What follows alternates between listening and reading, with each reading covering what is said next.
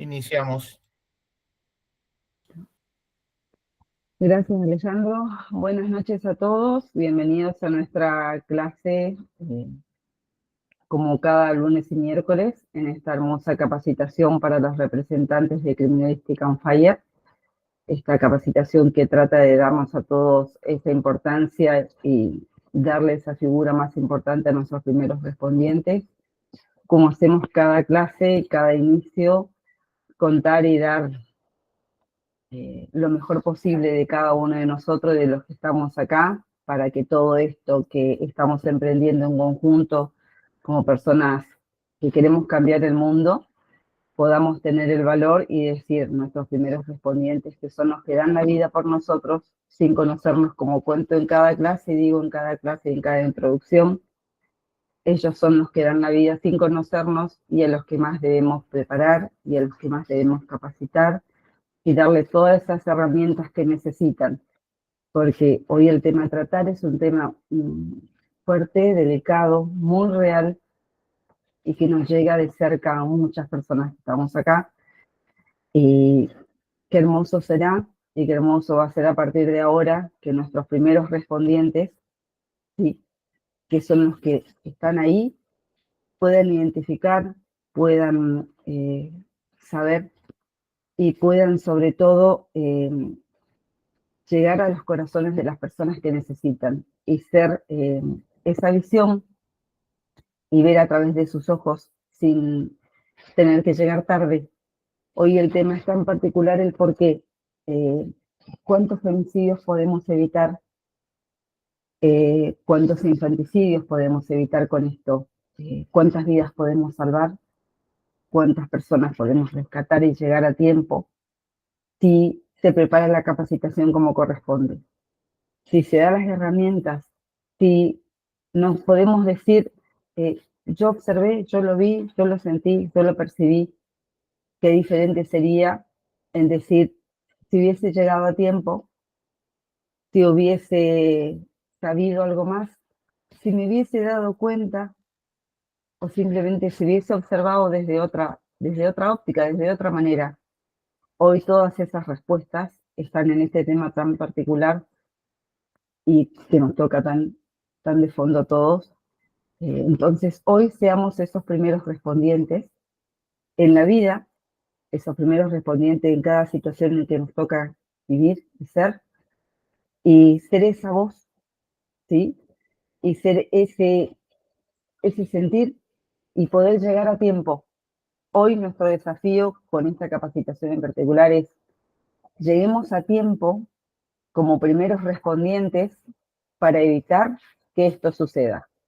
Lleguemos a tiempo como primeros respondientes capacitados para que todo este dolor, toda esta impotencia, toda esta bronca que sucede y que no deja de ser algo que deja de pasar, que sucede a cada rato y que nosotros no lo podemos evitar.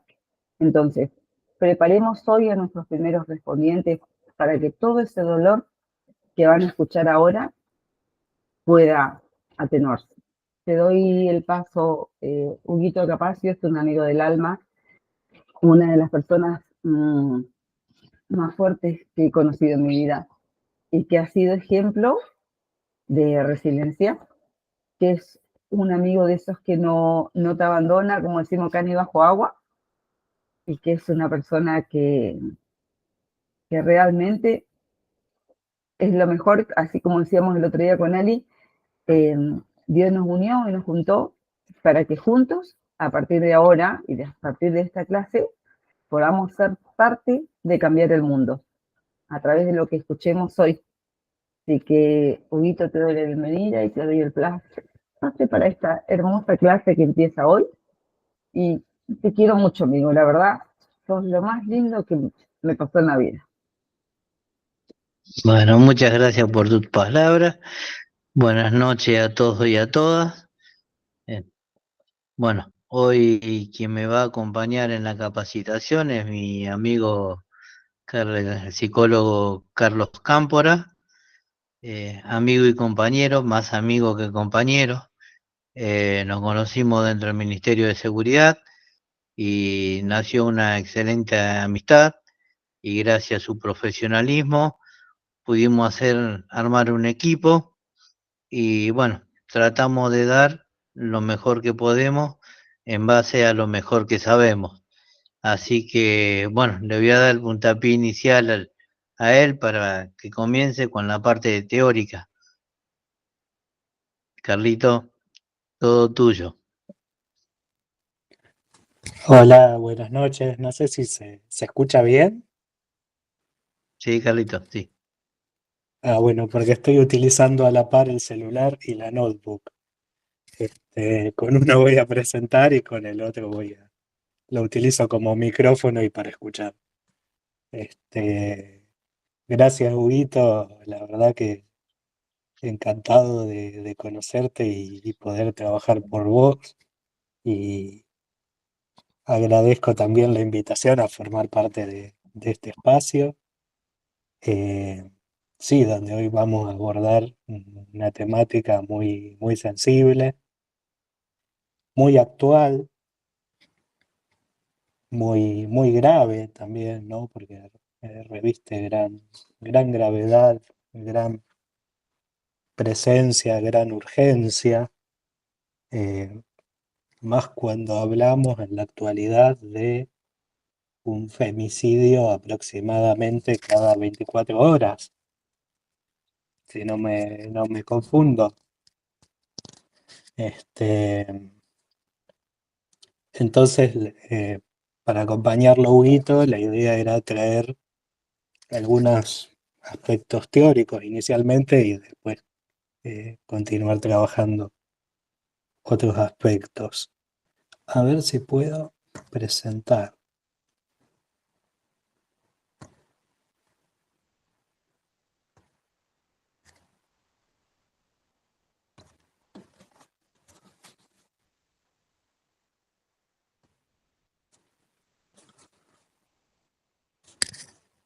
Genial, ahí se ve.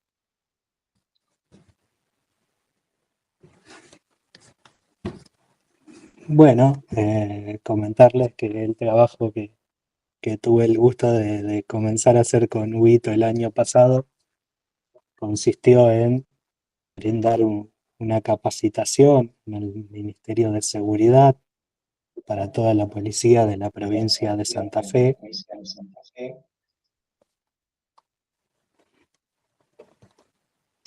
A ver.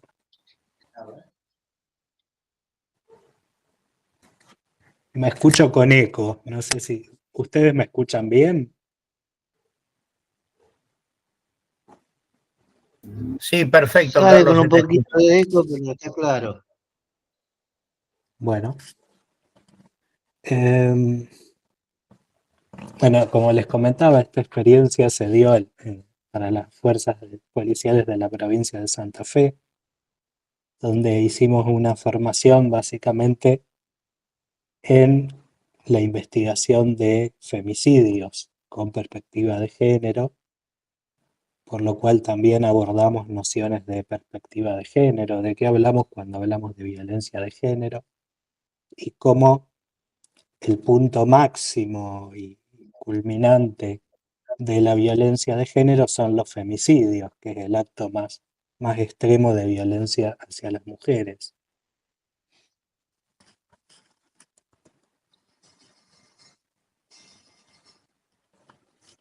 Eh,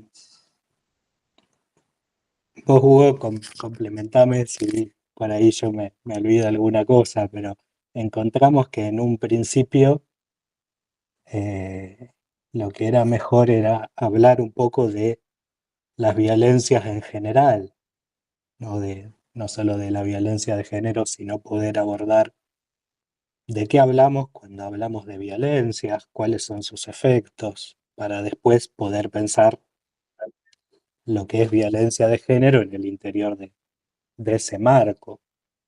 Cuando hablamos de violencias, hablamos de una multitud, una gran cantidad de fenómenos que son muy diferentes entre sí, que tienen formas particulares, pueden darse en múltiples ámbitos y que involucran un número variable de personas, desde a veces la violencia contra uno mismo, hasta unas violencias más grupales o más, todavía más amplias aún, una violencia social o cultural. Em, Entre todos estos fenómenos diferentes de violencias, hay algunas características comunes. Y es que en esto, para que se dé la violencia, hay desigualdad de poder entre las partes que intervienen. También existe la presencia de creencias sociales discriminatorias. Es decir, que hay a nivel social y cultural algunas creencias, algunas concepciones que justifican y avalan la diferencia y la fomentan y permiten la violencia. No siempre son sencillas de identificar o darse cuenta. De hecho, muchas veces naturalizamos esas violencias. Por ejemplo, cuando, no sé, escuchamos a un niño que nos cuenta algo y disminuimos lo que nos dice, porque vos sos pequeñito y no sabés de estas cosas. Entonces, por ahí esa es una creencia en que a veces la palabra de un niño tiene menos valor por ser de un niño y no de un adulto, a modo de ejemplo, ¿no? Además de las creencias sociales discriminatorias, también hablamos del aspecto simbólico, digamos, ¿no? Esto es lo que justifica las distintas formas de violencia. Un tercer aspecto que tenemos es que estas creencias se materializan en actos, cuyas formas y efectos van más allá de un acto físico. Es decir, que la violencia implica más que un acto físico. No es solamente un acto físico, sino que tiene múltiples repercusiones en distintos aspectos de la vida de las personas afectadas, en lo psicológico, en su vida social.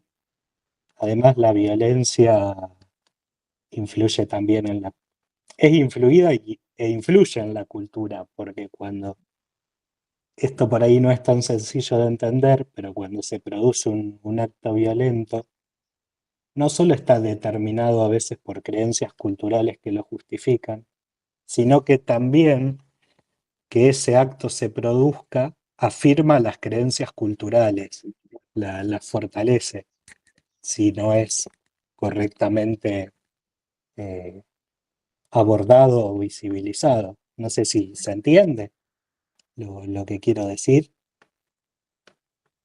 Sí, Carlos. Bien. Sí, Pasa cuando un crimen no es adecuadamente juzgado o visibilizado, por ejemplo. Bien. Entre las múltiples consecuencias de las violencias, tenemos la más evidente, que es el daño físico.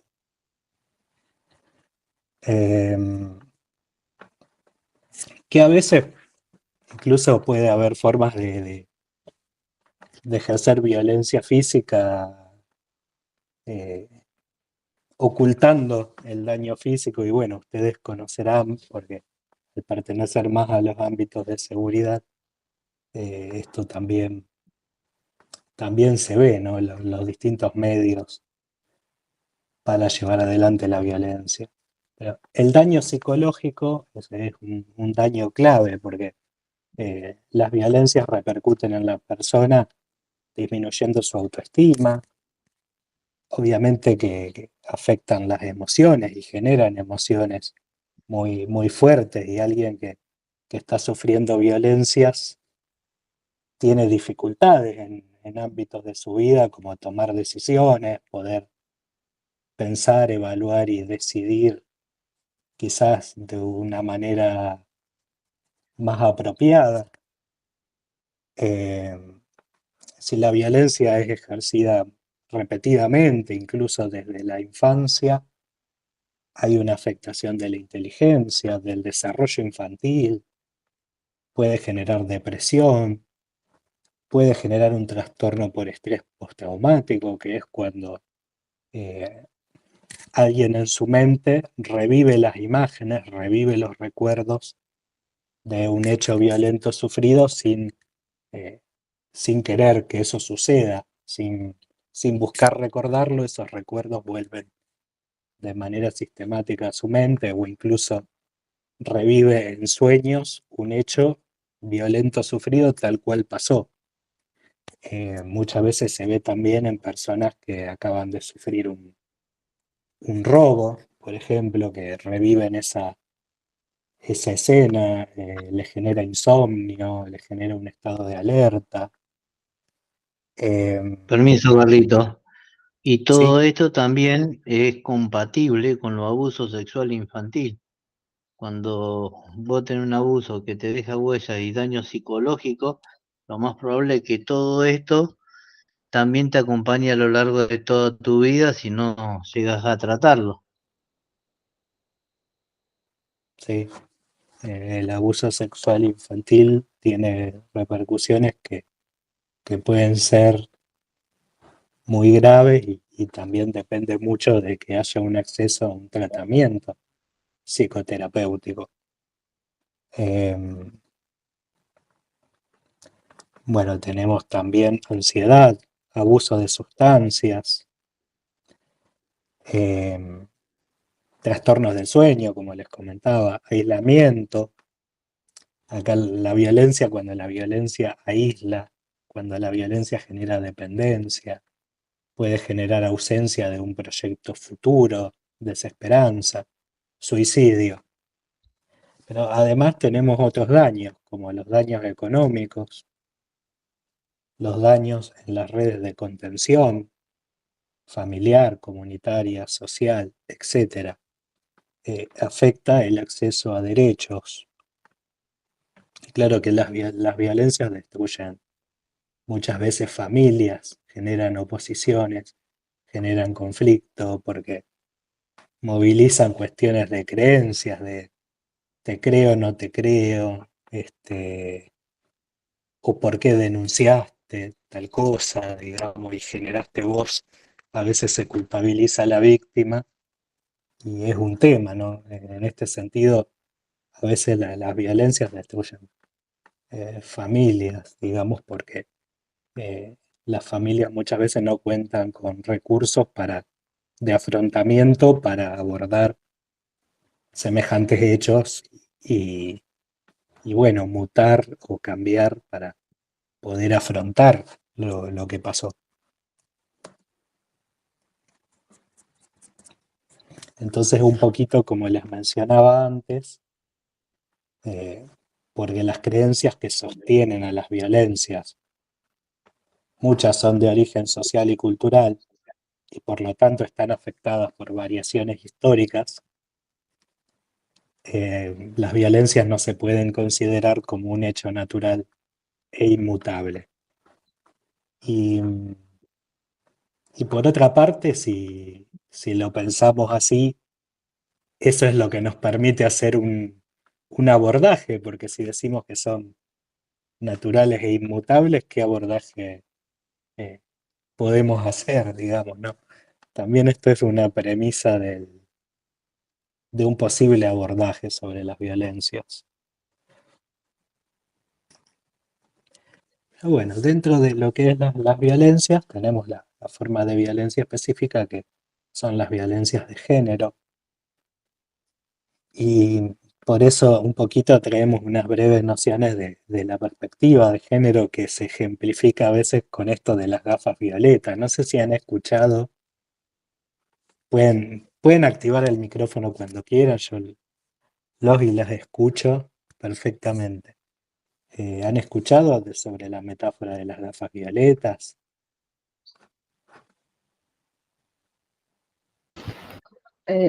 Buenas noches, Carlos. Sí, Buenas noches. hemos escuchado así como al pasar, pero también tiene algo importante de esto del tema de la referencia a las gafas violetas. Como decíamos, a lo práctico y te enseña a que hay cosas que vos la podés ver. y que no solamente vos decís, a mí me parece, tenés indicadores.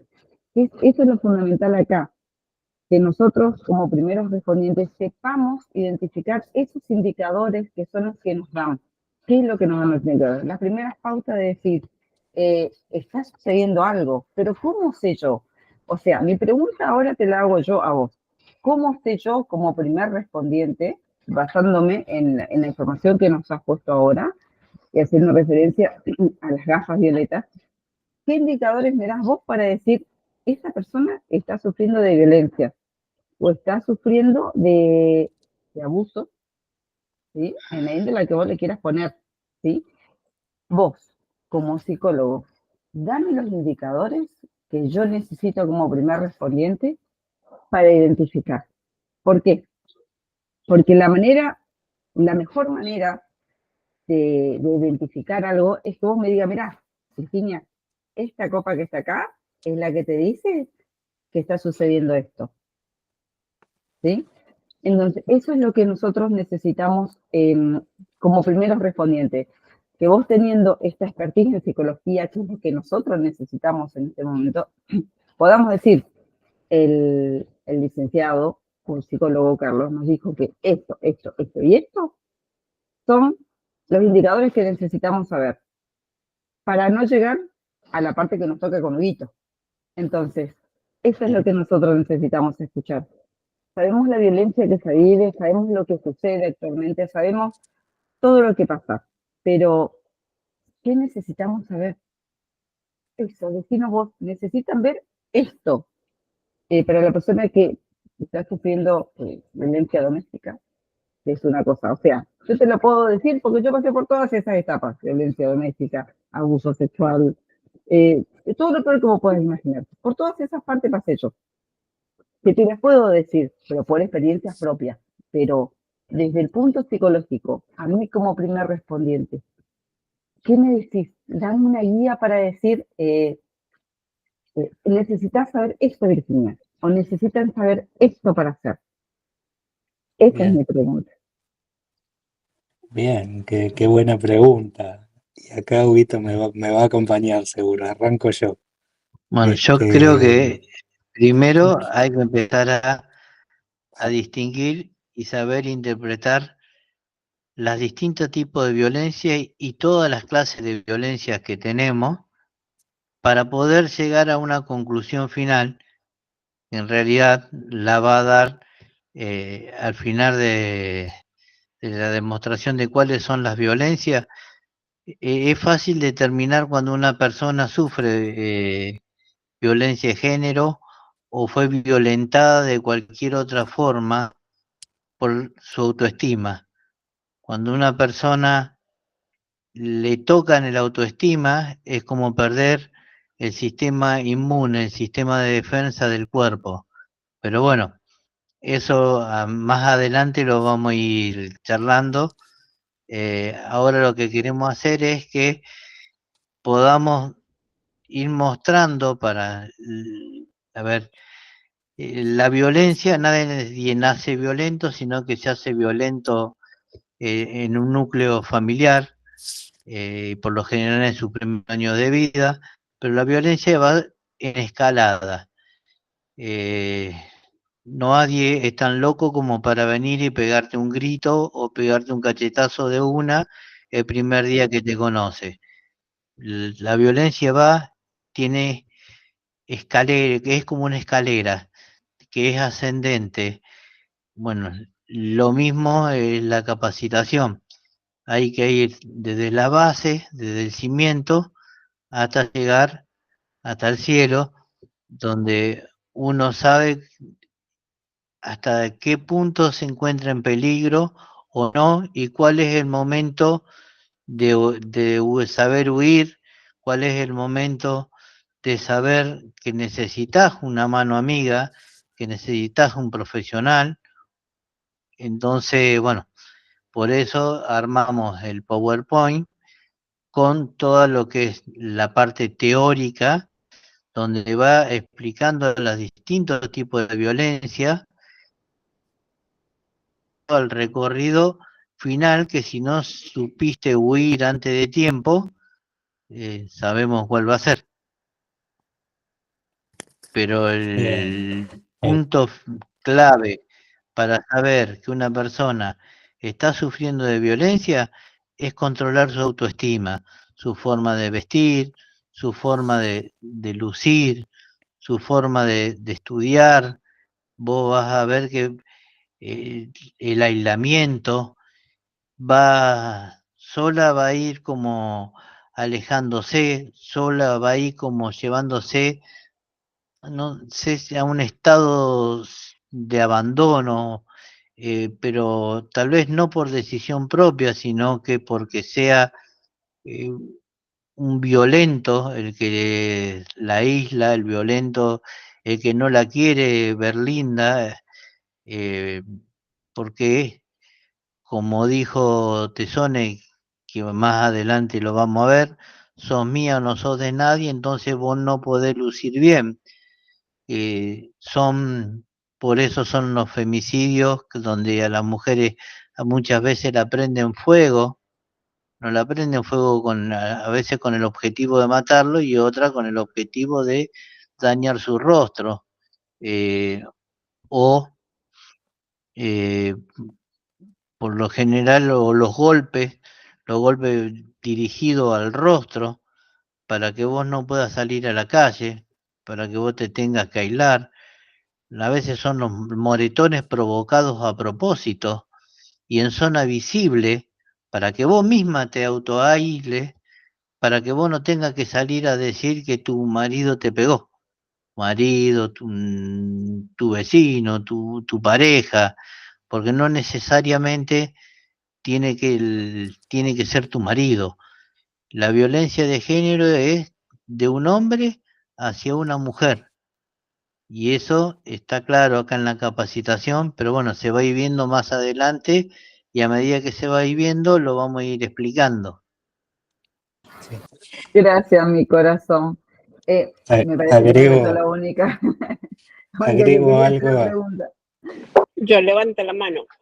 Sí, bueno, Paulina, te ¿quieres hacer escuchamos. una pregunta? Adelante, Paulina de Aro, de México. Sí, Claro. totalmente de acuerdo con Huguito. Y dentro de lo que usted preguntaba, doctora, bueno, dentro de la psicología y de la ira a la violencia, tenemos que esta parte de la maté porque era mía. Entonces, vemos cuando está cosificando, cuando ellos cosifican a la persona, a la mujer, lo están haciendo mi pertenencia, ¿sí? Entonces, dentro de esa biopsicología de la ira y la violencia, nos habla justamente de que cuando transgrede más allá de no verla como ser humano, sino como una cosa, entonces la voy a usar y la voy a desechar cuando yo quiera, derivado de que pues de que ellos, la mujer que está sufriendo este tipo de situaciones se siente cosificada también y las atrapan. Es que la psicología de ellos la manipulan tan grande que las van atrapando y las van envolviendo, ¿no? Hablamos de esta parte donde, bueno, en México tenemos un violentómetro, se llama violentómetro, entonces ahí empieza la escalada que hablaba Hugo, donde la uno, o sea, desde ojo o las red flags, que son desde controlar la vestimenta, arañar, rasguñar, bromear, hacer bromas hirientes, bla, bla, desde ahí, ¿sí? Recordemos como este cuento de la rana, donde pues obviamente si la van a captar, ¿no? Pero adelante, psicólogo Carlos. Muchísimas gracias. Perdón, ¿cómo es el cuento de la rana? Oh, es que dice que si tú quieres una rana, estaba la rana, ¿verdad? Y entonces llegan y la compran y le ponen en una olla, pues agua fría, su temperatura, le ponen un paisaje con piedras y palmeritas y todo, pero ella estaba en una olla. Entonces, obviamente que le va subiendo la temperatura conforme va avanzando el tiempo hasta debilitarla. Y ya cuando la rana quiere saltar, ya no puede porque no tiene fuerzas, porque la terminaron, pues. Entonces, las amigas, en lugar, o las personas que están a su alrededor, en lugar de decir, de ayudarle cómo salir, le empiezan a gritar. ¿Por qué te metiste por mensa? Y ella empieza a quedarse ahí porque ya está más débil, más atrapada.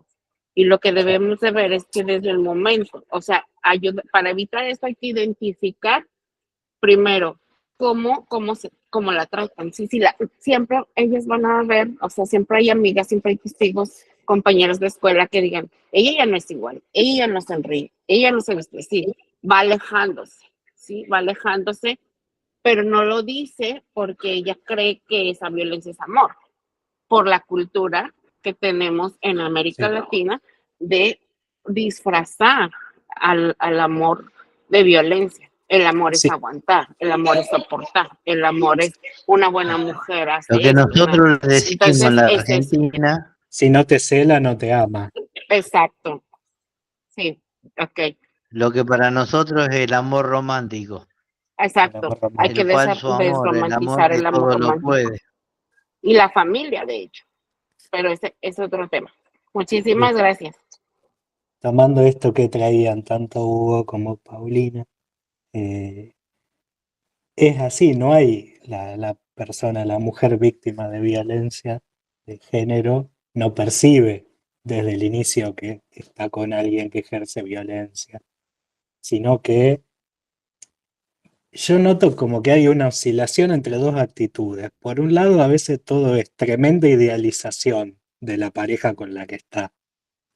Es el hombre perfecto, está todo bien, económicamente le va bien, este, qué sé yo, lo pinta como el máximo ideal del mundo.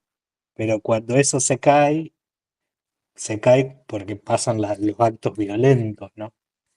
Y es como un ciclo que se vuelve a repetir, digamos. Eh, este ciclo como de calentar, digamos, la olla de la rana, por así decir. Bueno, la olla se calienta, después se enfría y después se vuelve a calentar de nuevo, digámoslo. Entonces vamos a ver como las dos actitudes. A veces una tremenda idealización hacia la pareja, no percibir quizás o negar los defectos, entre comillas, sin las violencias del otro. Y a veces, digamos, tener una percepción de esto por el desencadenamiento de un acto violento. Y a la vez todo eso va acompañado de otra cuestión que es la culpabilización, la autoculpabilización, porque la víctima se culpa a sí misma de la violencia que ejercieron contra ella. A mí en una oportunidad me tocó asistir a una chica que la pareja la había tirado de la moto en movimiento a una velocidad bastante alta. Y lo que ella decía cuando hablábamos con ella y estábamos con la policía también para ver eh, que haga la denuncia, es que ella era la culpable porque ella había provocado todo por hacer una escena de celo, digamos. O sea, se autoculpabilizaba de un acto tremendo que pudo perfectamente haber acabado con su vida, pero tuvo la suerte que no, no la acabó.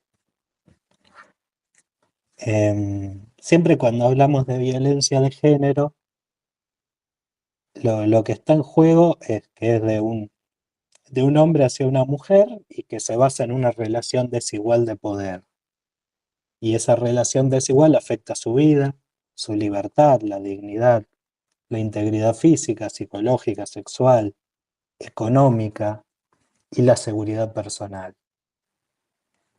Y esa forma de violencia lo que tiene también como denominador común es mantener la supremacía del varón sobre la mujer que existe culturalmente. Por eso esto que les decía antes, que cuando un acto de violencia contra la mujer puede pensarse en dos dimensiones, contra esa mujer, pero también transmite un mensaje a nivel cultural y a las otras mujeres, como diciendo, uno lo puede pensar esta dimensión como diciendo, mirá lo que te va a pasar si sos de tal modo, o si querés ser más libre o tomar tus decisiones. En ese sentido decimos que podemos leer que los actos de violencia contra la mujer transmiten un mensaje a otras mujeres y por eso se continúa también reproduciendo esa violencia.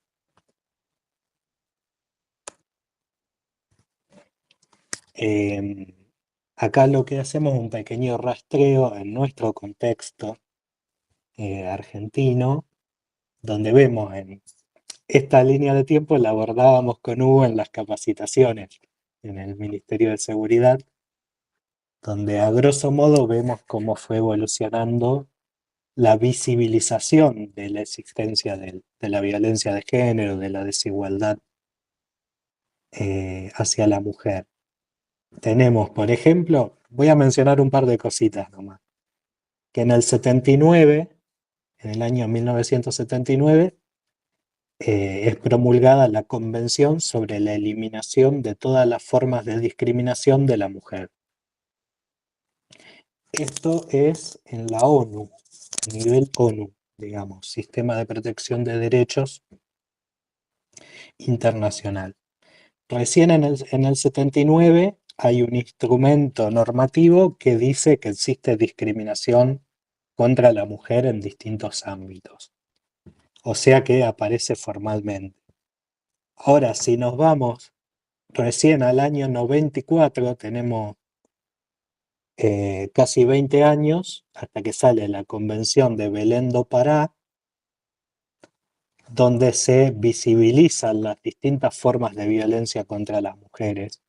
Y se dice esta convención que el Estado tendría su responsabilidad en el abordaje y la erradicación de estas formas de violencia. Pero seguimos en el tiempo. Recién en el 2009, o sea, ¿cuántos son? Como 15 años después de esa convención, se hace la Ley Nacional 26.485, que es la ley de protección para prevenir, sancionar y erradicar la violencia contra las mujeres en los ámbitos en que desarrollan sus relaciones interpersonales. Con esta ley viene en nación la creación del Ministerio de las Mujeres en el 2009. Pero ahora, si nos vamos a nuestra provincia, Santa Fe, recién en el 2019, o sea, 10 años después, se crea en el territorio provincial el Ministerio de las Mujeres. Y más o menos en el 2021 ya están funcionando los equipos de atención provinciales a las mujeres que sufren violencia de género. Recién en el 2021, fíjense de qué años partimos, del 79. Y bueno, no hablemos que al final del 2023 se degradó, digamos, ese ministerio y poco se le quitó, digamos, recursos y entidad. Hoy por hoy eso fue, en lo que refiere al abordaje de estas violencias, un retroceso. Esta ley nacional que tomamos como... Hugo, ¿vos querés hablar? Porque no tenés activado el micrófono. Ahí va.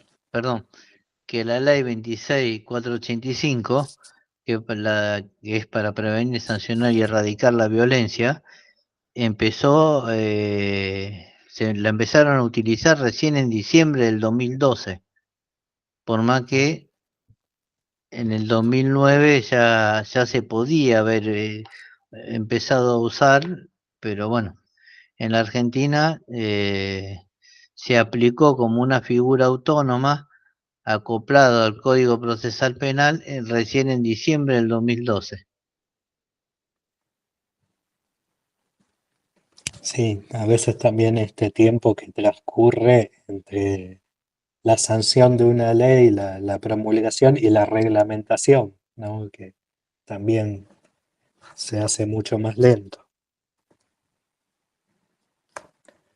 Y acá vamos a las formas específicas de violencia de género contra las mujeres. La violencia física, que es la más evidente y se emplea contra el cuerpo de la mujer para producir dolor, daño o riesgo de producirlo. O sea que no solo puede ser un acto de violencia física concreto, sino también la amenaza de cometer un daño físico.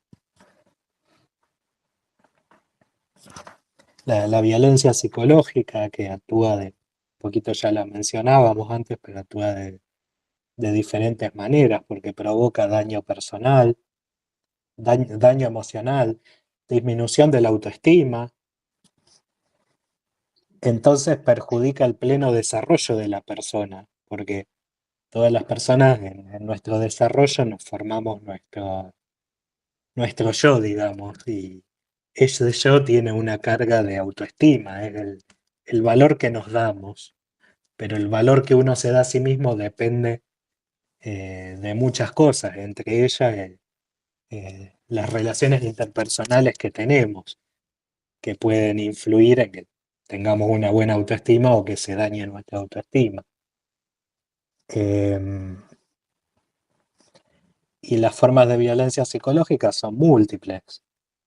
Degradar al otro, controlar sus acciones, buscar controlar sus creencias o sus decisiones.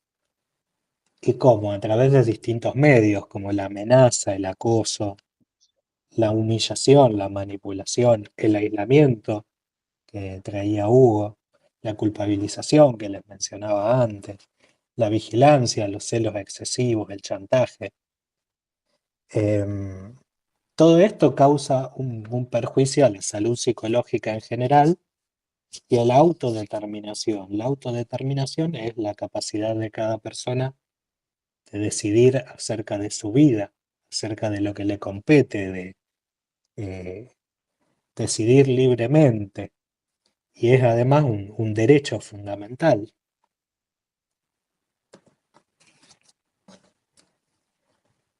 La violencia sexual, que puede ser, sabemos, con o sin acceso genital, que vulnera el derecho de la mujer de decidir voluntariamente acerca de su vida sexual o reproductiva.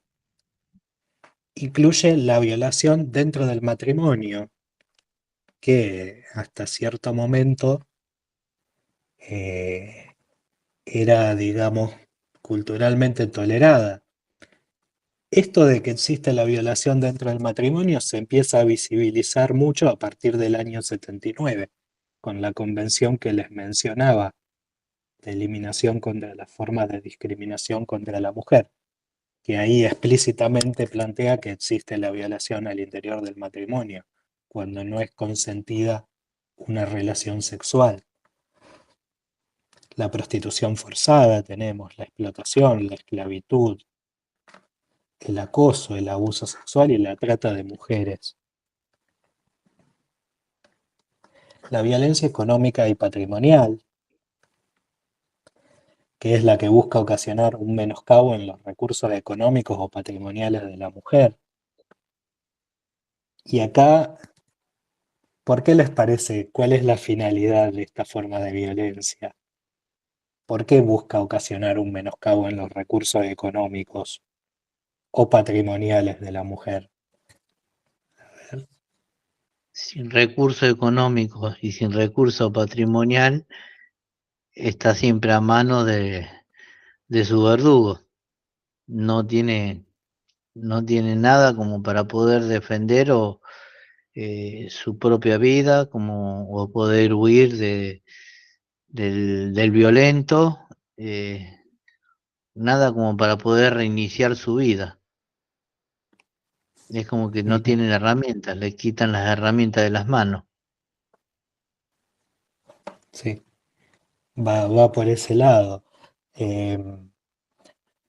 O sea, perturbando la posesión, la tenencia o la propiedad de sus bienes.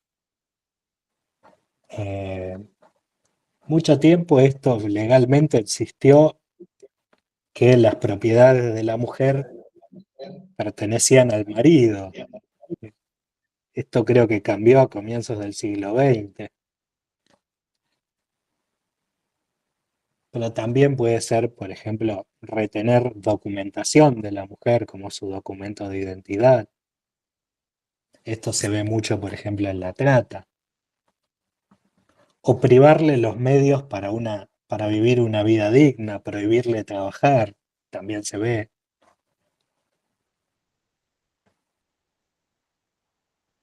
A veces se prohíbe trabajar, pero también atacando la autoestima, porque no, vos no vas a ser capaz de llevar adelante un trabajo, no te da para que haga un trabajo. Entonces, también atacar la autoestima es la forma de eh, generar que la persona tampoco trabaje. Pero si la persona, la mujer aún así consiguiera un trabajo, puede pasar que ahí ya sea directamente violentada para que no trabaje. El control de sus ingresos, por ejemplo, también.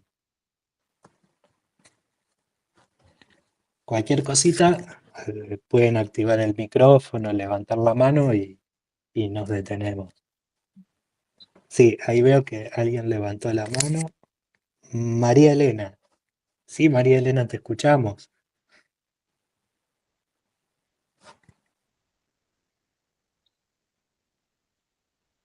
Tenés que activar Muy buenas Ahí está. noches, Buenas muy buenas noches. noches a todos, sí.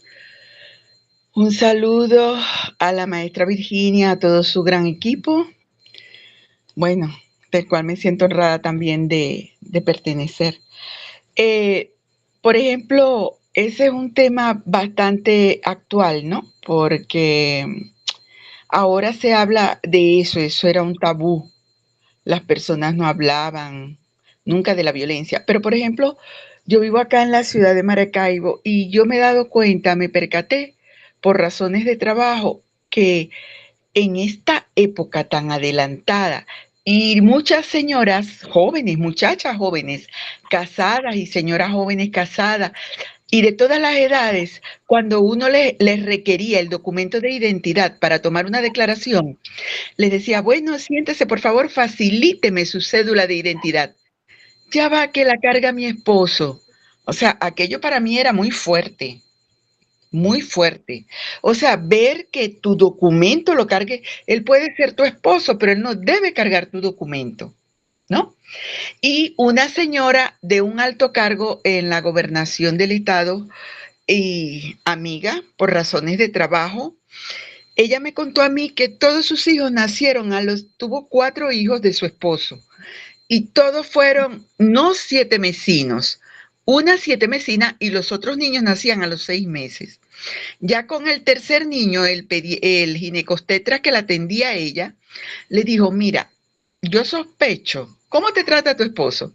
Entonces fue cuando ella le dijo, mira, y en una familia viviendo en una zona exclusiva, el hombre, el esposo, un caballero para todos nosotros. El monstruo lo tenía ella dentro de su casa, ¿ok? Y ella nunca pudo llevar un embarazo a feliz término de las pelas que él le daba, palizas pues. Entonces, eso por una parte. Por otra parte, una pareja relacionada con mi familia, el militar, y él la maltrataba, había un picnic y ellos terminaban peleando. En todas partes se veía que estaban en desacuerdo y él la maltrataba muchísimo. Él también era de una clase alta y la muchacha también, la esposa. Ya tenían 2 hijos en la universidad y esa señora llevó una vida llena de maltratos y tuvieron un bebé, como quien dice que no estaba invitado, pero llegó de pronto el bebé. Un bebecito.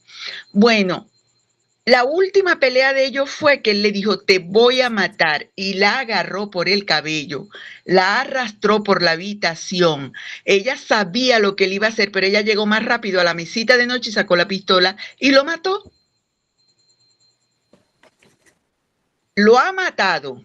Entonces resulta que tomó un avión, porque ellos vivían en Caracas, pero ella era oriunda de Trujillo. Ella toma un avión con el bebecito y va y lo entrega y dice, los mayores están en la universidad, aquí tienen el bebé porque maté a fulano. y yo me voy. Yo voy a huir. Y la familia del sujeto, el maltrato era tan grande que la familia del sujeto no presentó cargos. Imagínense. Entonces, lo otro que me preocupa a mí, doctor Carlos, es que el golpeador, el violento, ¿cómo vamos a decirle? El femicida, pues, él no tiene, para mí, no tiene ¿cómo le digo yo? Un patrón visual definido, como cuando uno ve un ebrio en la calle, como cuando uno ve una persona que consume estupefacientes, cuando uno ve un mendigo, nada. Ellos son de diferentes edades, son de diferentes clases sociales, tienen diferentes profesiones. Entonces es muy difícil determinarlo, como dice la maestra Virginia. O sea, ¿cómo detectas tú un golpeador de la puerta para afuera de su vivienda? Hay Por la conducta distintos... prefemicida. Mira. Hay conducta y hay patrones de un violento, de un agresor. Es decir, vamos a dejar en claro que por lo general estos violentos, estos agresores, devoradores de emociones, no son ningunos burros, son personas que saben lo que quieren, eligen a su propia víctima, no van a tomar a todas las personas como víctimas, sino que van a tomar a la persona víctima que él ya eligió como su víctima. Por eso es que no son malos con todo el mundo y tienen como la doble personalidad de ser bueno en un espacio y muy malo en otro espacio. Por lo general muy malo dentro de su propio espacio, que sería de su casa. Que después cuando demos la parte estadística, ahí eso lo va a quedar descubierto a la luz.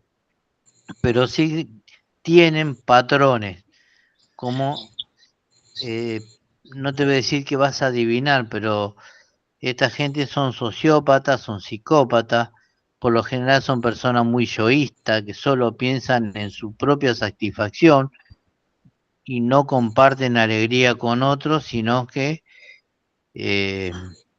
únicamente le interesa su propia motivación, su propia alegría. Eso visto desde mi punto de vista, y que no de un punto de vista médico, sino que es un punto de vista de una persona que pasó por situaciones que más adelante voy a contar. Muchas gracias. Sí, a veces también hay distintos niveles de refinamiento, porque hay personas que tienen herramientas simbólicas y mayores como para ocultar sus conductas, ocultar lo que están ejerciendo. Y hay personas donde por ahí las violencias son más evidentes, también es un poco más variable. Y también hay cosas que es muy importante a veces prestarle atención a los sentires, ¿no? ¿Cómo se siente uno si, no sé, estando en una conversación con unos amigos, de repente uno de los amigos de uno dice algo estando su novia presente donde la cuestiona con cierto grado de humillación, por ejemplo? Porque a veces cuando uno empieza a darse cuenta de estas conductas, uno siente algo chocante, que hay algo como discordante, raro, porque no es lo más común que uno humille, por ejemplo, a su pareja, y menos no debería pasar nunca, ¿no? Pero cuando pasa en entornos sociales, en reuniones, y esa conducta es por ahí, no es tan difícil de detectar. Pero bueno, a veces somos seres humanos y uno tiene distintas fidelidades, lealtades, y uno piensa, no, cómo va a estar pasando tal cosa, no creo, fue impresión mía. Y a veces hay cuando uno escucha sus sentires, hay que darle cierta entidad y bueno, eso lleva a agudizar la mirada, digamos, ¿no? Ni hablar de las banderas rojas, de las red flags, que ya son los indicadores más graves y más evidentes que directamente dicen que ahí hay violencia. Bueno, continuando, vamos a pasarlo medio rápido. Esto de las distintas formas de violencia, existe la violencia simbólica, que se refiere, por ejemplo, a mensajes, a signos, a íconos que transmiten y reproducen la dominación, la desigualdad o la discriminación hacia las mujeres. Bueno, en una época había por ejemplo, se ve mucho en los medios, en las publicidades, cuando hay ciertas declaraciones, a veces públicas, etcétera, son formas de violencia simbólica. Acá en Argentina teníamos una publicidad en los 70 de la manteca o de la margarina, no sé si la han visto, que la esposa decide, en vez de hacer los fideos con manteca, los hace con margarina, y el marido los prueba y se da cuenta que no era manteca sino margarina y le tira los fideos por la cabeza, digamos. Y eso salía tranquilamente en televisión en los años 70.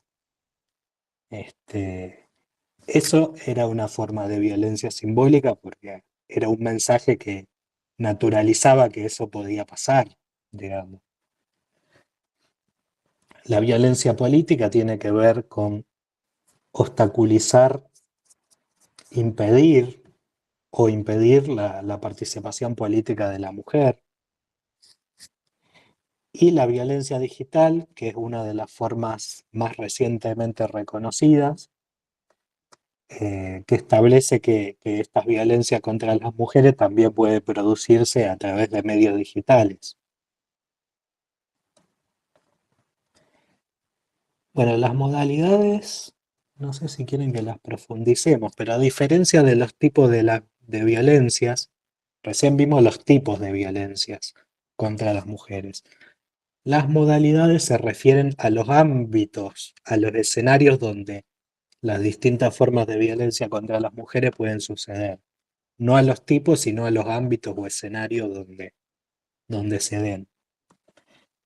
El ámbito, la violencia doméstica, la violencia institucional, laboral cuando sucede en el trabajo, contra la libertad reproductiva u obstétrica cuando tiene que ver con todo el proceso de embarazo, parto, posparto. La violencia mediática, que es la violencia contra las mujeres cuando se ejerce a través de los medios de comunicación. La violencia en el espacio público, que es conocida también como acoso callejero. También esta fue una de las formas de violencia, no de las formas, sino de los ámbitos recientemente reconocidos, ¿no? Cuando a las mujeres en la calle les dicen o les hacen cosas.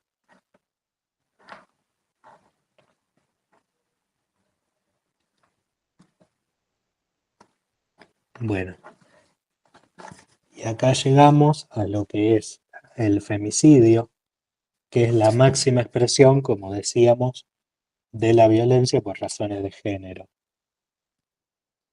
Se define como un homicidio intencional de una mujer a manos de un hombre, por el simple hecho de ser una mujer, por machismo o por misoginia. En los lugares donde puede ocurrir dentro de la familia como unidad doméstica o en cualquier relación interpersonal, por parte de cualquier persona o perpetrada o tolerada por el Estado y sus agentes, ya sea por acción o por omisión. ¿Por qué decimos que es una muerte violenta por razones de género? porque acá lo que se materializa en el femicidio es la subordinación y dominación en que culturalmente se encuentran las mujeres.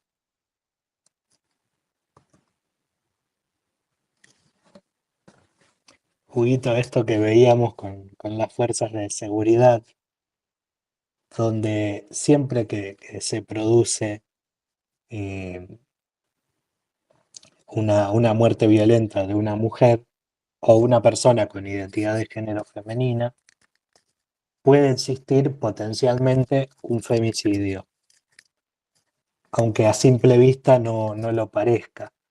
Entonces lo que plantea la investigación apropiada de los femicidios es que hay que tomar como hipótesis siempre, ante una muerte violenta de una mujer o persona con identidad de género femenina, partir de la hipótesis de que se puede tratar de un femicidio.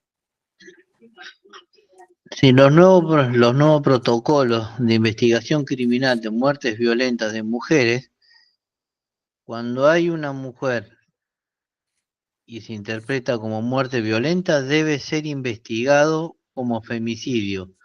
En primera instancia y como hipótesis fundamental, se debe manejar todo lo que sea la etapa investigativa como femicidio sí o sí. Después para bajar la carátula hay tiempo, pero si vos la manejaste como un homicidio, como un corriente, como un suicidio, para después cambiar la carátula, es un problema, es complicado desde el punto de vista legal. Entonces se decidió a través del UFEN y desde el protocolo de investigación criminal de la provincia de Santa Fe, que toda muerte violenta va a ser investigada inicialmente como femicidio.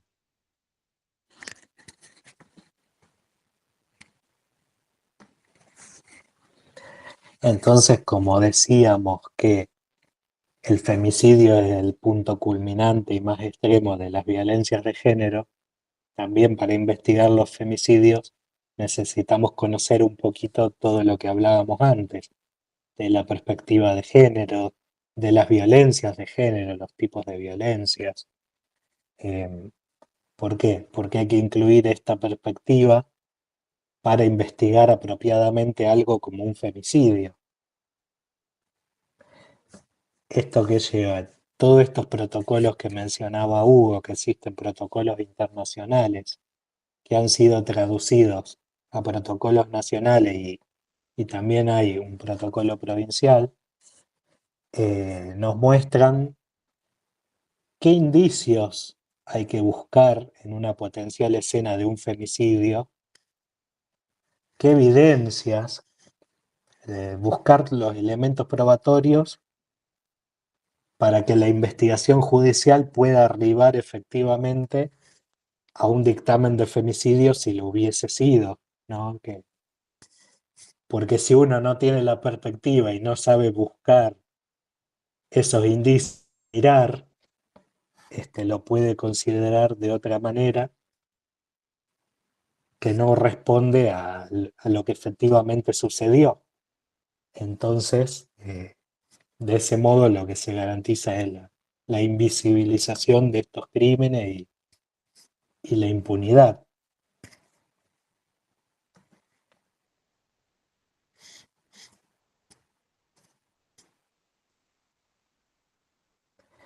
Bien, esto es la definición de femicidio en el Código Penal, un poquito ya la mencionábamos.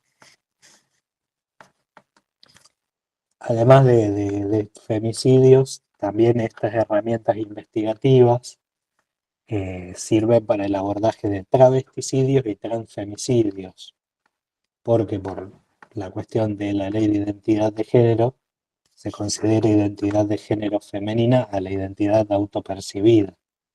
Así que son válidas las mismas herramientas de abordaje de una escena del hecho y de investigación que en el caso de los femicidios para los travesticidios y transfemicidios.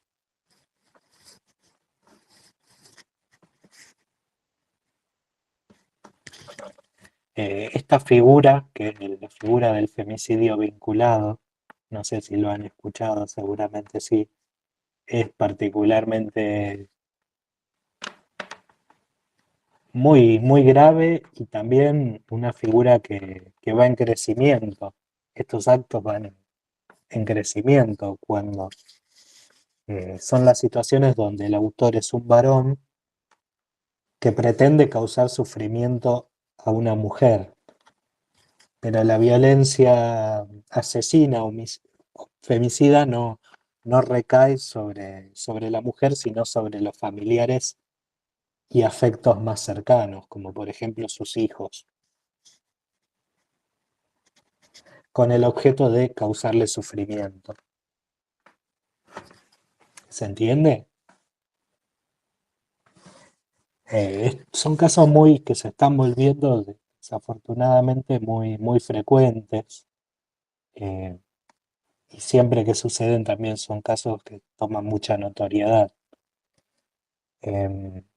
Acá la cuestión de género se ve en que ese varón femicida lo que busca es ejercer la dominación y control sobre la mujer, impidiéndole desarrollar el plan de vida que desea, el plan de vida que una persona desea y que la mujer, en este caso, desea es ver crecer a sus hijos. Bueno, el femicida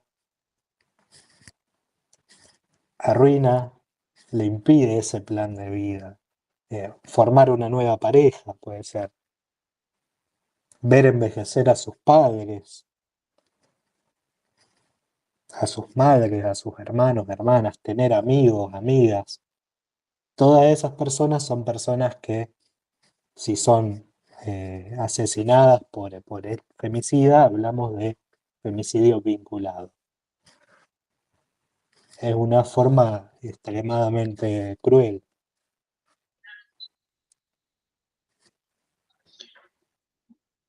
El femicidio vinculado es donde el femicida puede llegar a matar a su propio hijo con el simple hecho de causarle daño a la víctima y hacerle recordar todos los días de su vida que sus hijos están muertos por culpa de ella, porque fue desobediente con él. Ese es uno de los ejemplos más prácticos para que se entienda de qué se trata.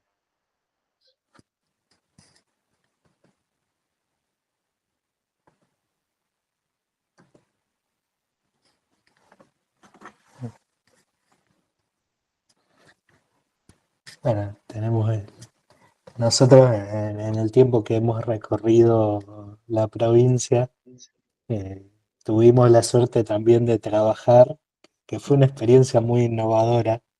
Eh, no se han hecho experiencias similares en Santa Fe de incluir estudiantes de secundaria junto con las fuerzas de seguridad formándose.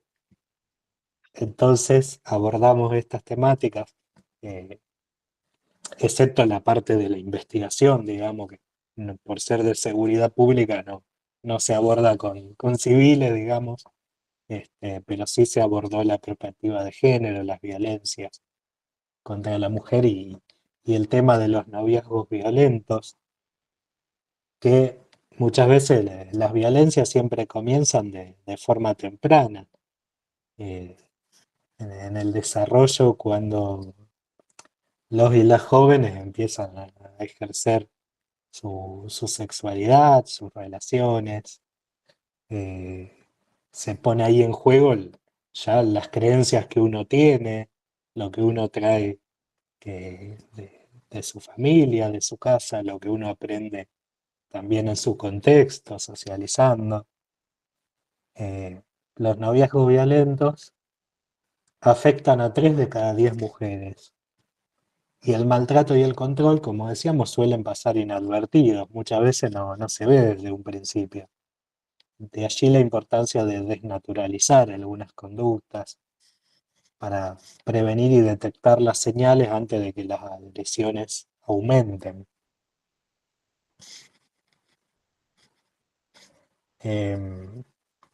La educación sexual integral, por ejemplo, es una herramienta muy importante que en nuestro país se debería abordar en todos los niveles educativos con diferentes contenidos acorde a las edades y el grado de desarrollo de niños y niñas. Eh, por ejemplo, no sé, en un primer, segundo grado se ven las partes del cuerpo poniéndoles el nombre correcto, digamos, científicamente, pero en la adolescencia se abordan las relaciones sexoafectivas, por ejemplo. Eh, esta frase que un poco lo que decía Huguito, se las voy a leer. Un noviazgo violento tiene todos los ingredientes para volverse invisible.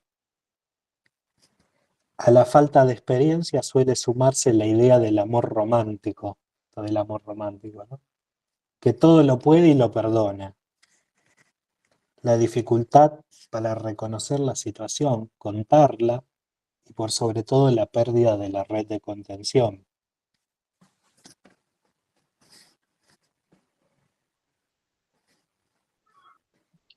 Bueno, Bien, te ahora doy la arranco. palabra, Huguito. Vale. Perdón, no sé si alguien quiere preguntar algo, hacer alguna intervención. Si no, Lo único que te voy a pedir, Carlito, es que vos me cambies las pantallas. bueno.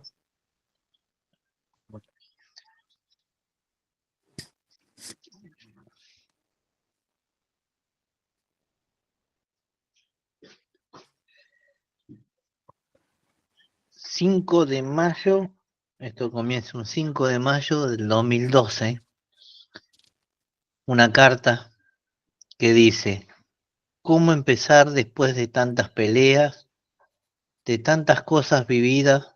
¿Cómo entender cómo terminamos? ¿Cómo explicarte que ya no te amo? ¿Cómo hacerte entender que nada va a ser como antes? Por más que cueste, las cosas son así. Ya sé que hablarte o explicarte por carta no sirve de nada, porque no entendés, porque no me crees. Es súper triste ver el pasado, acordarme que te amaba, que eras mi amor, que eras mi motor y mi motivo. Darme cuenta que ya nada es lo mismo, que ya no soy la misma. Y todo esto por tu culpa. Vos lograste que las cosas sean así. Vos no me valoraste nada, no te importó nada. Ahora es tarde para arrepentirse. Querer hacer las cosas bien no sirve ahora, porque no voy a volver a entregarte todo lo que lo voy a hacer. Perdóname si soy dura o muy directa, pero espero que entiendas y te des cuenta que todo y del por qué soy así. Me faltaste muchas veces, no pidas que te deje que deje el pasado atrás. Espero que me entiendas. Besos, Diana. Esta carta fue la sentencia de muerte de quien en vida era Diana Soledad Capacio. 8 de mayo del 2012.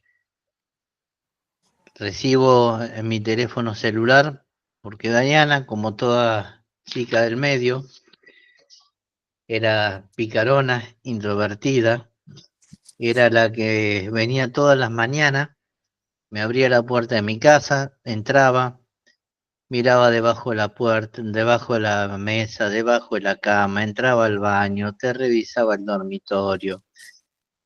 Y vos le decías: Dai, ¿qué estás haciendo? Estoy revisando. Digo: ¿y qué estás revisando? La casa, a ver si vos me trajiste a alguien. Pero Dai, yo estoy separado, yo puedo hacer de mi vida lo que quiera. Y ella me decía: de la puerta para afuera, no te olvides de que tu casa es mi casa y yo soy la heredera universal. con 17 años. El 7 de mayo del 2012, eran las 4 de la mañana cuando la dejo a la casa, que habíamos salido a tomar un café, después de estar en el cumpleaños de mi sobrina, y a la mañana ella tenía que venir y no vino.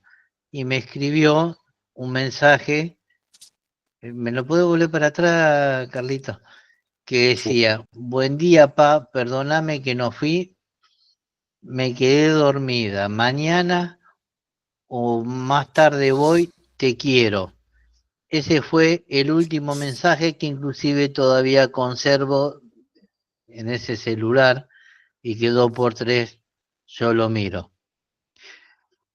Llegaron las 3 de la tarde de ese mismo día, Dayana en presencia de su hermano, que en su momento tenía 13 años, y de su hermana mayor, que en su momento tenía 20, sale de su casa para hacer las tareas, para juntarse con una compañerita de la escuela, porque ella, más allá de trabajar y cuidar a un chico, Dayana, después que lo deja él, vuelve a ser la Dayana que fue toda la vida, porque mientras estuvo con él, no era la Day que nosotros criamos, que nosotros educamos y que nosotros aprendimos a convivir en familia junto con ella. A las 3 de la tarde, Dayana, a punta de pistola, quien era su pareja, fue su pareja, y que Dayana lo despidió a través de una carta amedrentada con un revólver calibre 32, la sube a un auto y Dayana desaparece. Automáticamente se hizo la denuncia, buscan a una chica de 17 años que desapareció el martes en el sur de Rosario. Dayana Soledad Capacio, de 17 años, desapareció de su casa ubicada en Uriburu 24922 el martes pasado a las 14:30, vestía de manera informal, pollera negra, remera roja y ojotas blancas. Cámbiame bien la Carlita. Así salió Dayana de su casa.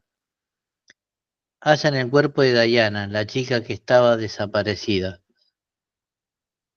Dayana, a los 3 días, un cazador encuentra que estaba con los perros cazando en un monte, llega en la localidad de General Lago, a 25 kilómetros de la ciudad de Rosario, encuentra el cuerpo de Dayana. En realidad no sabían que era de Dayana, pero bueno, el cuerpo de una mujer que estaba muerta, pero vamos a decirle intacta. Esta persona, este cazador, que era de condiciones económicas muy humildes, se va caminando hasta la comisaría de General Lago, donde da aviso que había encontrado el cuerpo de una chica en el monte, entre medio de un pajonal. Cuando la policía comisiona 2 móviles, uno toma por un camino y el otro se equivoca y toma por un camino alternativo. Ven venir un auto, un Gol color gris, lo detienen, lo requisan. Él declara que se había ido a fumar un porrito. Cuando requisan el auto encuentran un revólver calibre 32, entonces a él lo detienen por el revólver. Y a 15 metros de donde hacen la detención o la aprehensión, como le dicen ahora, ven una humareda. La policía se acerca y ven el cuerpo de una chica prendiéndose fuego. Como las características eran similares a la denuncia que habíamos hecho de la vestimenta de Dayana, y todavía había parte de su ropa en su cuerpo. Dan aviso a la comisaría donde se radicó la denuncia. El comisario me llama a mí. Yo en su momento estaba en Gendarmería, en el área de inteligencia criminal de Gendarmería, que me estaban dando una mano en la búsqueda, porque imaginarán que apenas me avisaron que faltaba Dayana, les mandaba mensaje y no me respondía. Bueno, era pleno invierno. Yo con una moto me metía en Pozos, Pocitos, Villa, Villones, me recorrí todos los hospitales, la morgue, no hubo nada por donde no haya pasado.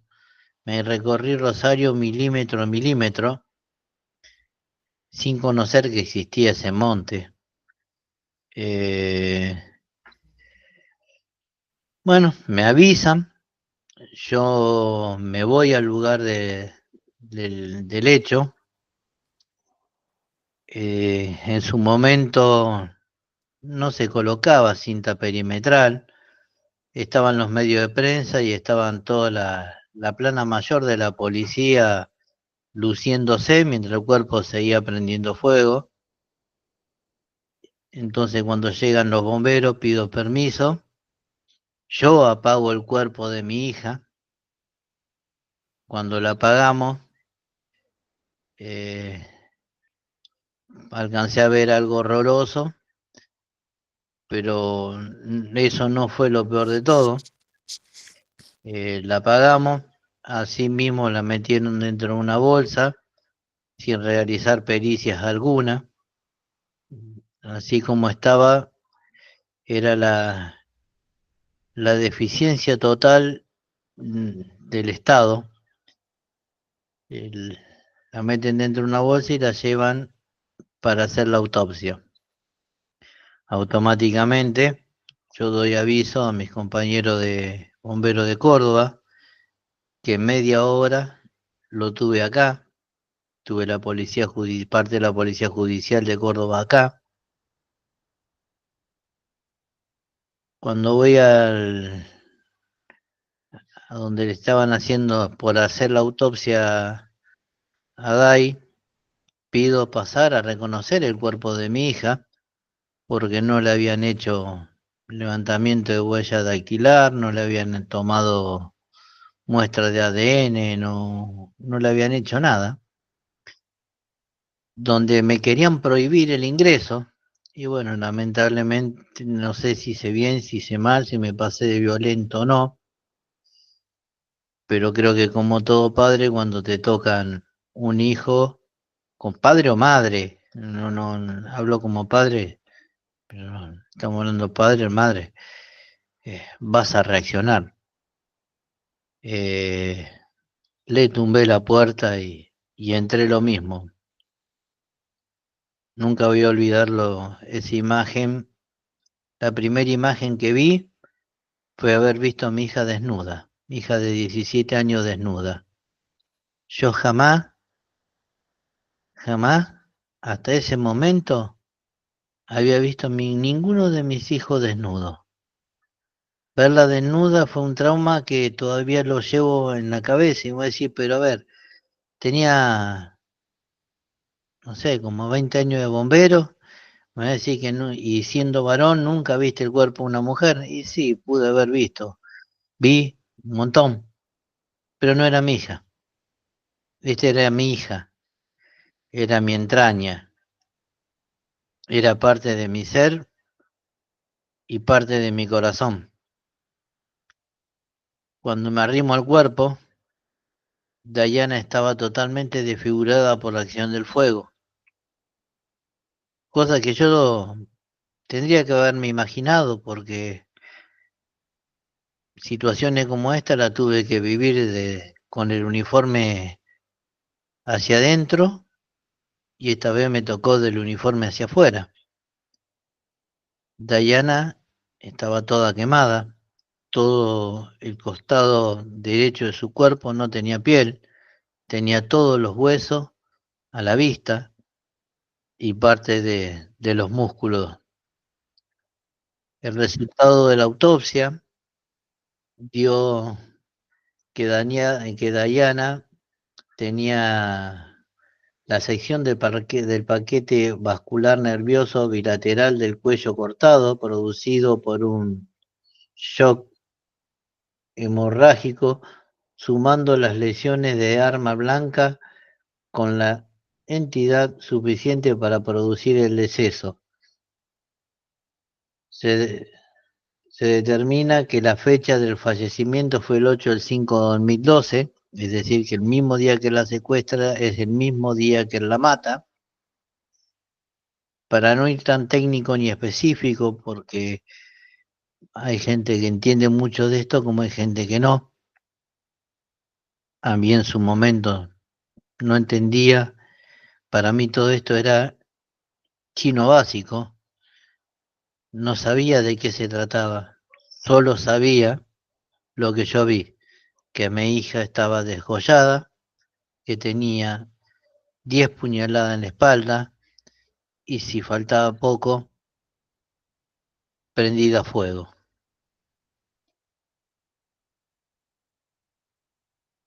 Desde ese momento, quien era mi Dumbi, como la llamé yo del primer día que nació, porque como por herencia familiar, eh, nosotros los hermanos, todos tenemos sobrenombre y así se criaron mis hijos y se criaron mis sobrinas y todo. Cada cual tiene su sobrenombre más allá de su nombre. De hecho, a mí a veces me preguntan el nombre y no sé, yo sé que era mi Dumbi. Y en vez de, y desde ese bendito momento que la vi en la plancha, ya mi Dumbi no era más mi Dumbi. Ya Dayana no era más Dayana. Era el expediente 415/12. 2 hojas de expediente que solo decía que por esta tierra había pasado Dayana y lo que supuestamente le había pasado. Así que ahí fue en ese momento donde yo alcanzo a perder a mi hija. Cuando me notifican que a Maximiliano Tesone, quien era su novio, quien decía quererla, quien decía amarla, quien lloraba acá más de una vez, quien me venía a cuidar mi casa cuando yo me iba los fines de semana a cubrir guardia en el cuartel de San Francisco, provincia de Córdoba, fue nada más y nada menos que su verdugo. Persona que del umbral para adentro vos le decías, me la traes a tal hora, y a tal hora la traía. Y si lo retaba un poquito, por más que tuviera 21 años, era capaz de ponerse a llorar. Y sin embargo tuvo el coraje de hacer esto y de demostrar muchas cosas más que a posterior voy a decir. Dayana Maximiliano Tesone, quien creyó que mi hija era de su propiedad, porque como le dijo a la prima, Dayana es mía o no es de nadie, logró atacar la autoestima de mi hija, logró ejercer dominio, control y poder, logró vulnerar todos sus derechos. Lo que nunca pudo ni va a poder es que su padre deje de recordarla y amarla mientras tenga vida todos los días de mi vida.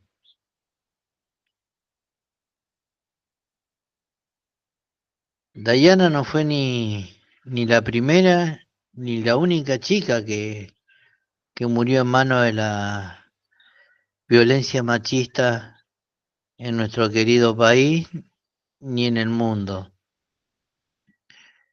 Entonces vamos a hablar de la estadística. En el año van 231 femicidio y transfemicidio. llevamos hasta contabilizado hasta el momento. No nos olvidemos que los datos salen de lo que son los medios de prensa. Hubo 185 tentativas de femicidios, 150 huérfanos por femicidio, así que 150 chicos se quedaron sin su mamá, sin su núcleo de contención, sin la persona que la pueda orientar en la vida. Y hubo, aunque esto se crea o no, 74 mujeres desaparecidas en democracia, que también son investigados como femicidios.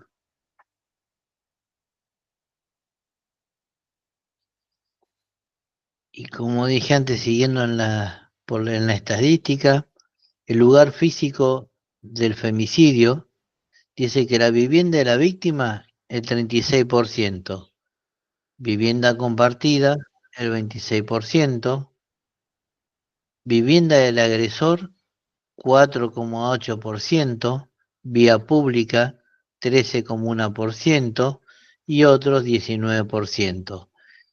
Es decir, que el lugar más peligroso para una víctima de violencia de género sigue siendo su propio lugar, que debería ser su propio lugar de regocijo, su propio lugar de descanso, pues es el lugar de mayor peligro para ella, su propia casa.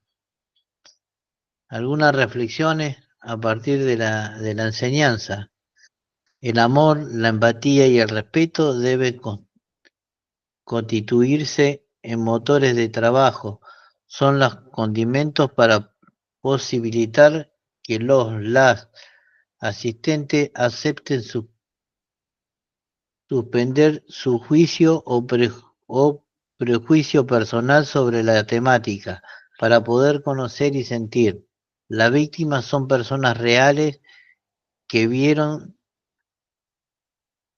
sus vidas truncadas a raíz de la subordinación y la violencia, aunque presenten en nuestra cultura hacia las mujeres. Las víctimas pueden ser tu mamá, tu hija, tu amiga, tu sobrina.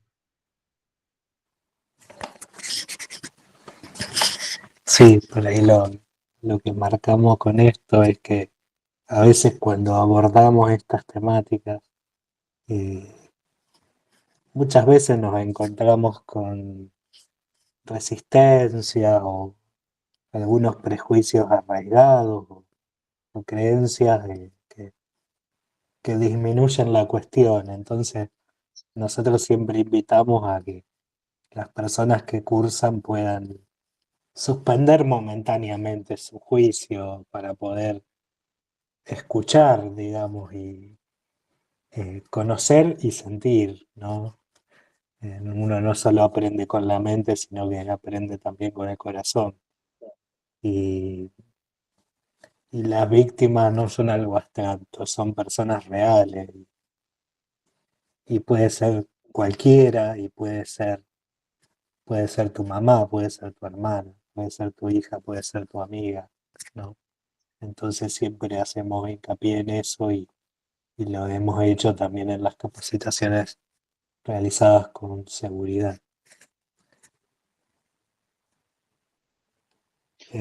Y acá están los principios básicos de la atención de una víctima de violencia de género, que es no revictimizarla.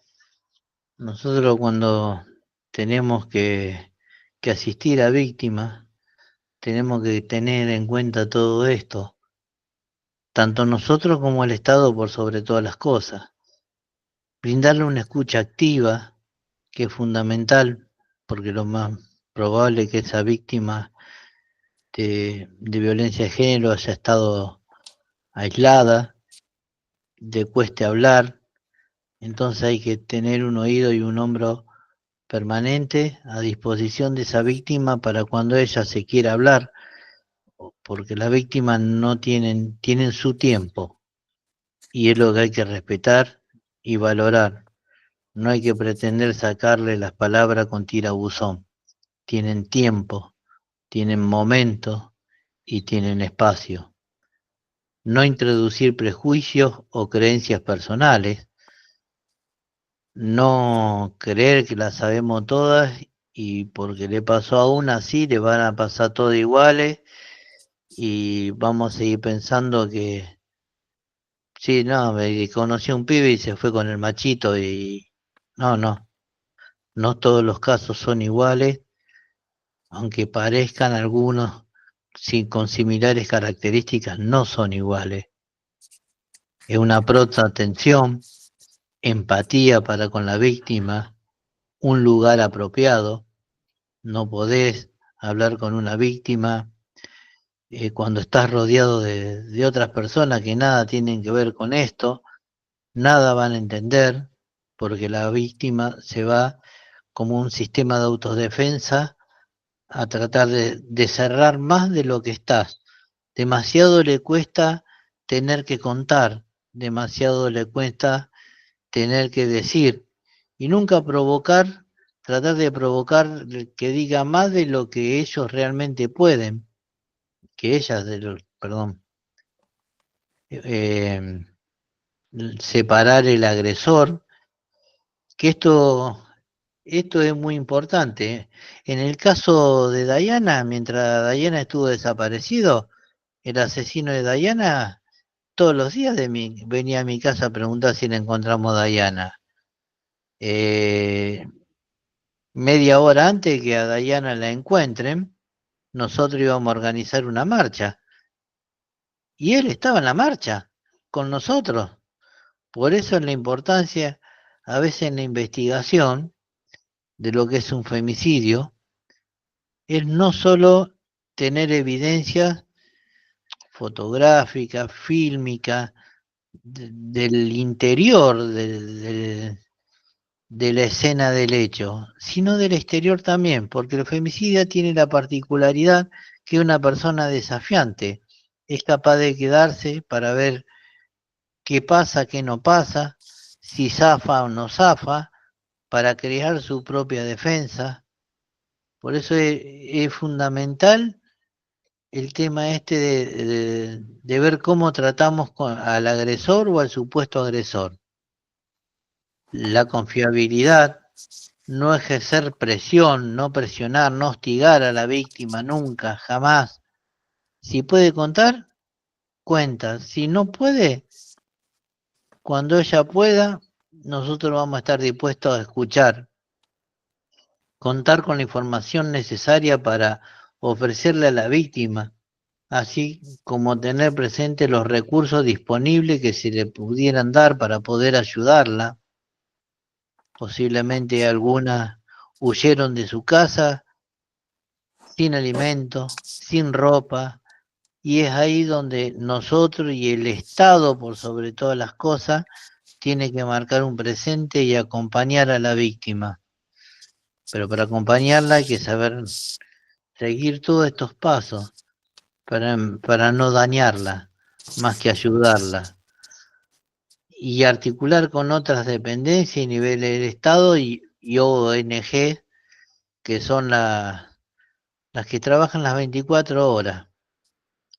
Y esto, bueno, esto lo puse yo el día que decidí, 2 años después, que lo pudimos condenar a Maximiliano Ezequiel Trizone, con el Código Procesal Penal viejo, el inquisitivo, más allá que estaba el Código Procesal Penal nuevo, pero a él había que juzgarlo con la ley más favorable, porque cuando sucedió el hecho no estaba en vigencia el Código Procesal Penal nuevo. Entonces dije que hasta mi último aliento y en homenaje a quienes ya no pueden defenderse, iba a tratar de dar todo de mí. Ayer Wanda Taday, Candela Sol Rodríguez, Dayana Soledad Capacio y tristemente muchas más, porque esta es una pandemia que no para y nos tenemos que ir preparando porque lamentablemente ahora viene un momento muy complejo, muy difícil. Cuando vienen las vacaciones es donde se agudizan las violencias, donde la economía no ayuda a una familia, se agudiza las violencias. Donde uno crece más que el otro, también suelen agudizarse las violencias. Y hay que contemplarlo, y hay que estar atento, hay que estar con los ojos abiertos. Y si tenemos que denunciar, podemos ya denunciar. Y la víctima tendrá 24 horas, como dice la ley, para poder confirmar tu denuncia o desecharla. Lo que nunca debemos hacer es cerrar los ojos y mirar para otro lado, porque estamos abriéndole la puerta al violento para que haga lo que quiera de una mujer. Y por lo menos de mi parte, como la de muchos que conozco, sé que no lo van a hacer. Y si podemos trabajar en la prevención, podemos evitar los femicidios. Por ella, hoy y siempre.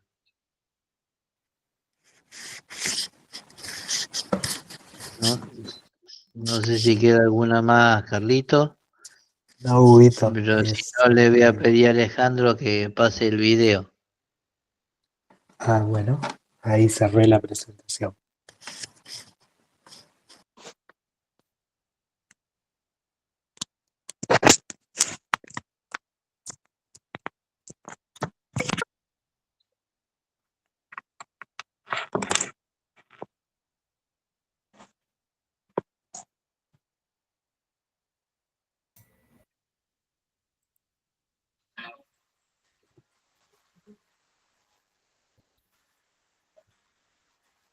El audio no sale, Ale.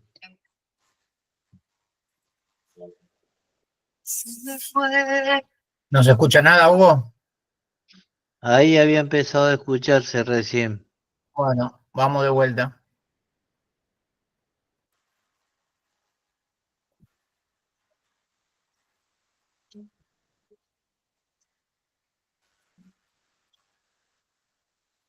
No se escucha.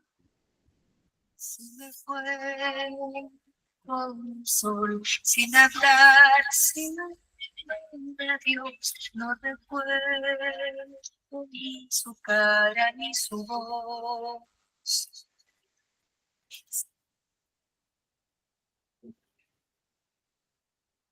Anochecer, ahora sé que no supe comprender. Se me fue sin avisar, no le pude acompañar a sus miradas en la oscuridad. No sé si me extrañó y al final solo sé que todo está.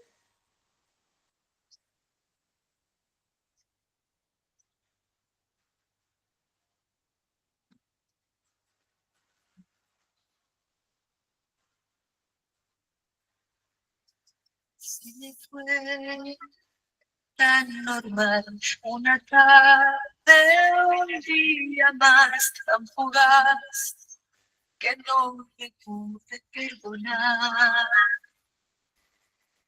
Me miró, sonrió, como iba a saber que tal vez su sonrisa era un adiós.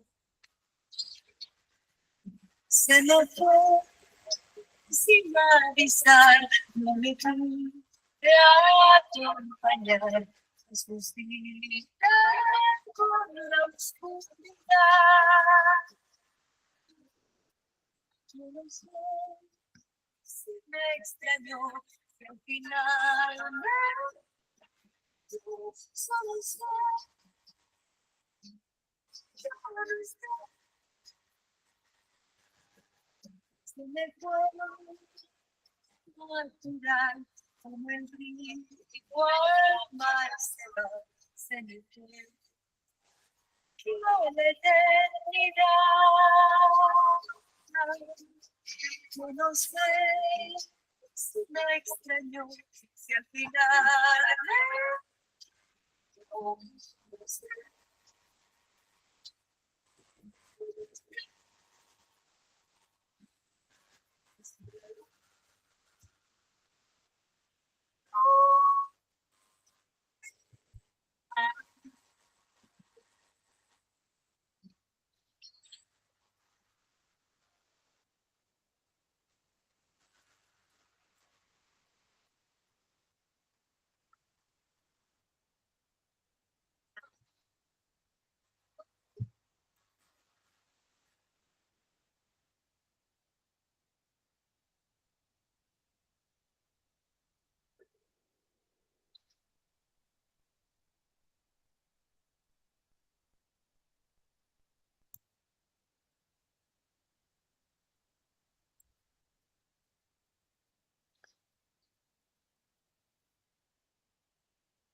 ¿Se pudo escuchar la música, Hugo? No, pero bueno, yo después paso el link y que lo quiera ver lo puede ver. Bueno, perfecto. Bueno, esto en lo teórico es todo. Ahora, quien quiera preguntar, puede preguntar todo lo que quiera, que va a tener voy a responder las cosas como son y como deben ser, porque soy de los que no guarda ni oculta nada, porque guardar y ocultar es ser cómplice de la violencia machista, es como dije, abrirle la puerta a un violento para que haga de la vida de otra mujer una pesadilla. Así que si alguien tiene algo para preguntar, estoy a disposición. Me parece, Hugo, que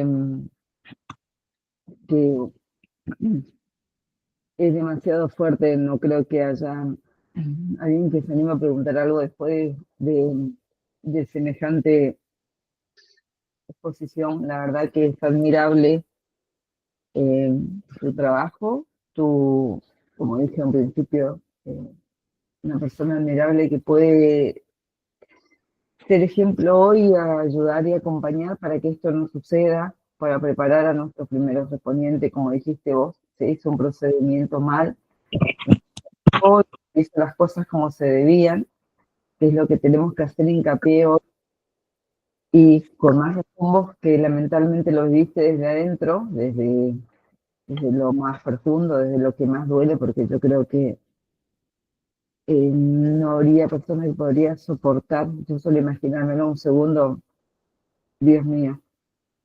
Pero vos hiciste de esto eh, algo que puede ayudar a que no suceda. Entonces, convertir todo ese dolor en resiliencia y en ejemplo, creo que es algo con mucho valor realmente, mucho valor porque hay que estar en tu lugar. Yo creo que ninguno de los que estamos acá debemos tener como yo toda la garganta nueva sin poder animarse a preguntar algo. Solo agradecerte por tener el valor de estar acá, por ser ese ejemplo de papá que sé que sos, eh, por permitirnos a todos escucharte, porque sé que habrá sido difícil, ¿no? Y sobre todo por acompañarme a mostrar desde adentro lo que es un femicidio, desde adentro lo que es aprender lamentablemente por lo que a uno le pasó o por lo que a uno le tocó vivir, y no porque uno aprende o no, o aprende afuera, y sobre todo, Vito, porque vas a preparar a las generaciones que vienen para que esto no ocurra. Entonces, la verdad que palabras de agradecimiento quizás en este momento sean pocas. Y Carlitos también por hacer más de nuestra parte, que sabíamos que iba a llegar y que es fuerte pero que hoy es un ejemplo de vida. Pollito es un ejemplo de vida a seguir. Y creo que, no sé, el valor que tenés es inmenso. Y te agradezco por abrirnos tu corazón, por contarnos esto y por enseñarnos, Carlitos, por darnos esas pautas con paciencia y enseñarnos a ver a través de esos ojos, y ahora lo vemos, y que ahora lo sentimos, y por acompañarnos siempre, por estar ahí, por ser ese amigo condicional. Así que yo creo que podríamos cerrar esta clase porque, pues, Vito, vos podrías responder todo lo que nosotros quisiéramos, pero me parece que el mejor mensaje que podemos dejar hoy es que quede grabado y que quede en nuestra memoria el valor que tuviste para leer esa carta, para contarnos lo de esa autopsia, para contarnos lo que pasó, para estar entero. Yo creo que todos estamos súper anudados en la garganta y no. Yo creo que ese sería el mejor cierre para todos como lección de vida, como ver que se puede ver a través de sus ojitos y ver que se puede tener esa fortaleza y esa entereza para ser ejemplo de resiliencia. Así que yo la cerraría la clase acá, sobre todo porque me parece que si están con las cámaras apagadas, creo que más de uno debe estar con el pañuelo en la mano. Y dejar esto para que nos quede de lección, nos quede como aprendizaje de que se puede ver y que se puede salir adelante. Dicho con esto. Yo creo que en la vida, yo, más allá de toda la desgracia, fui un afortunado, porque en mi camino me crucé con un montón de personas hermosas que me supieron sostener, contener, acompañar, que no es fácil, no es para nada fácil, porque yo hoy lo puedo ver desde los dos lados, acompañando a víctimas y a familiares de víctimas de femicidio. Entonces, tengo un ojo que mira para un lado, el otro que mira para el otro, pero bueno, yo soy un agradecido de la vida, como dije antes, por todas las personas que me rodean, porque en el 2017 el femicida de Dayana me llamó el día del aniversario desde la cárcel para contarme con lujo de detalle cómo mató a mi hija. Estuve un par de minutos del otro lado, me tuvieron que hacer 2 operaciones en el corazón, me pusieron 4 stents y gracias a Dios todavía estoy de pie. Y porque a los 50 años de vida aprendí a llorar. Y me siento orgulloso de poder llorar. No me siento ni más ni menos hombre por llorar. Me siento orgulloso. Porque a mí, yo era el hermano mayor, no podía llorar. Yo era bombero, no podía llorar. Yo tenía que poner pecho. Sin embargo, un día me quebré y le doy gracias a Dios que me pude quebrar. Y me siento orgulloso de cada una de las lágrimas que puedo desprender. Como también siento orgullo de toda la gente que me rodea. Solo no sé si hubiera podido hacer lo poco o mucho que hago. Yo creo que no. Si no fuera por toda la gente que me rodea, la gente linda que me acompaña, no podría. Así que el que es agradecido a la vida y le dice gracias a todos ustedes soy yo.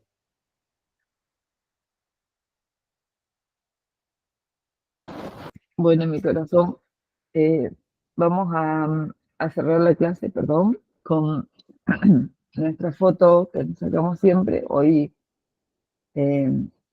más especial que nunca, con ese mensaje más hermoso que nunca. Vamos a cerrar esta clase, porque si no, creo que vamos a terminar esperando todos. Entonces, quiero que se queden con esto, con la imagen de un papá con todo el amor del mundo y de un ejemplo de vida. ¿Sí? Y que prendemos nuestras cámaras para sacarnos nuestra foto final y darte las gracias, mi vida, como siempre, por ser esa amiga incondicional. Gracias, mi corazón, y gracias a cada uno de ustedes por acompañarnos hoy, como cada clase. Gracias, Ale, porque a pesar de que está con neumonía, está ahí, al pie del cañón, acompañándonos. Gracias a cada uno de ustedes y a los que no están presentes, se los agradezco igual porque sé que son motivos que escapan a cada uno. Y bueno, nos vemos en la siguiente clase, si Dios permite. Bueno, gracias, Huit. Gracias como siempre, gracias, Carlito, como siempre, un amor de persona. Nuestra foto final, Ale. Bueno, abran las cámaras y a la cuenta de 3 vamos con la captura de imagen. 1, 2, 3. Perfecto. Muchas gracias a todos. Un fuerte abrazo, Hugo. Gracias, Carlos. Gracias, Vale. Que tengan Gracias. Gracias a una todos. buena noche. Nos vemos la próxima clase. Gracias a todos. Excelente descanso. Chao, Nos vemos en la clase que Buenas viene. noches. Buenas noches para todos. Buenas noches.